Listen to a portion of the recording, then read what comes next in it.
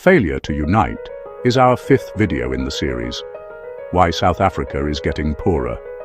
The story is for every South African listening. We were not born divided. Our land is older than the borders men drew with ink. Long before the arrival of ships and soldiers, Khoi, San, Nguni and Sotho peoples lived, worked, traded and loved here. Later, Dutch and British settlers, Malay slaves, Indian traders and many others made this soil their home, sometimes by choice, sometimes by force.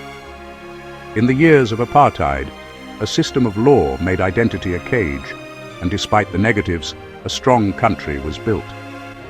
In the years since 1994, a new promise was made to heal, to share, to belong.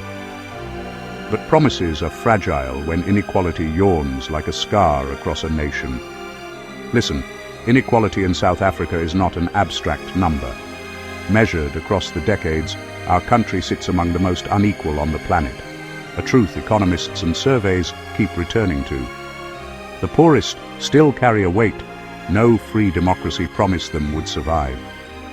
When people feel left behind, they look for absolutes, a simpler map, a purer identity, a place to protect. That longing can birth conservation and culture, but it can also birth division. In recent years, the contributions of our forefathers, of every race and culture, served to maintain our borders. However, those contributions have been trampled upon by groups calling for regional autonomy, and even secession calls have grown louder in some corners of the country. Talk of outs and ins, of enclaves and exclusive towns, feeds on despair and fear. Places like Orania or movements that seek a separate Western Cape speak to long histories and real grievances, but they also warn us what happens when the social contract frays. Politics has changed hands and faces since 1994. A generation of leaders from the liberation era built institutions and a narrative of national rebirth. By the mid-2020s, the political landscape had shifted. Long dominant parties lost their iron grip, new forces rose, and debate turned sharp and often public.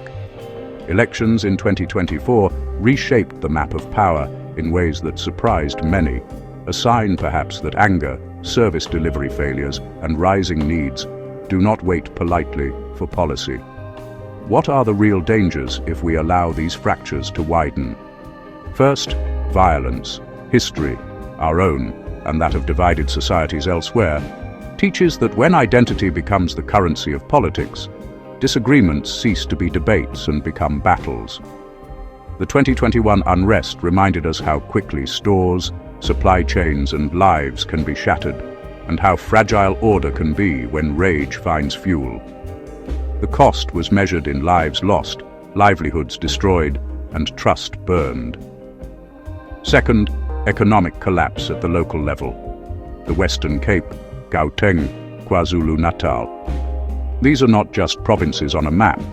They are economies interwoven by trade, labor and trust. If regions separate, whether by law or by practical withdrawal of cooperation, supply chains splinter, investment flees, and the very services that keep people alive, hospitals, water, electricity, are harder to run. For the poor, the elderly, the disabled, that unraveling is not theory, it is disaster. Third, the erosion of rights. Our Constitution is a hard-won scaffold that protects speech, movement, property and dignity.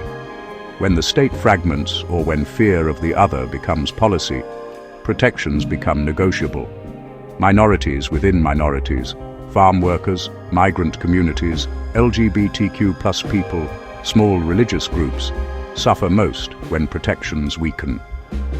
The sacrifices of anti-apartheid activists, of ordinary black, colored, Indian and white South Africans who resisted oppression, were made to build a country where rights are equal, not selective.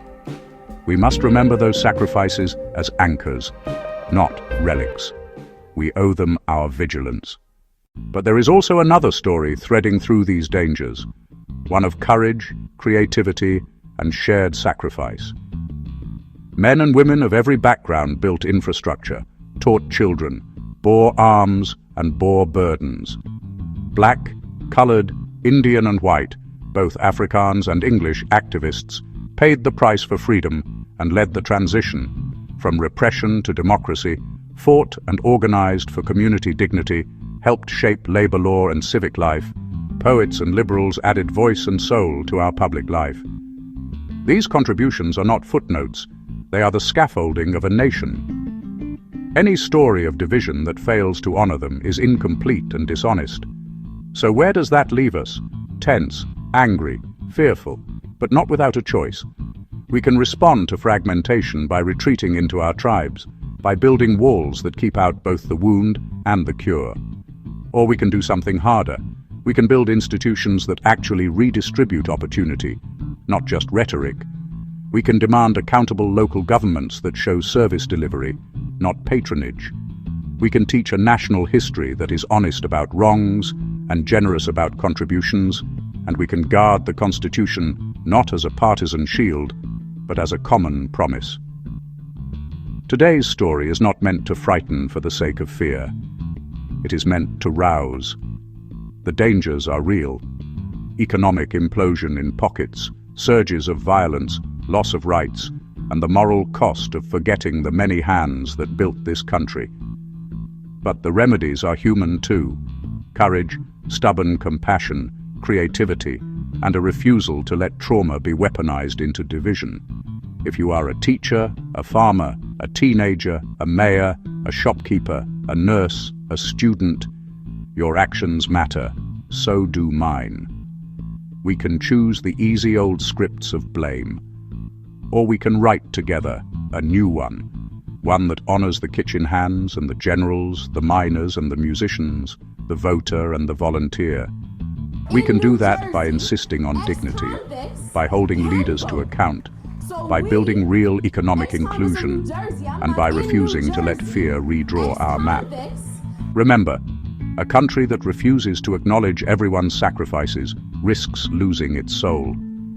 If we are to be a South Africa that endures and prospers, we must become in thought and action, first and foremost, united and proudly South African. If these words moved you, don't keep them to yourself, share this story. Leave your thoughts in the comments, follow for more wisdom, because together we can build a better South Africa.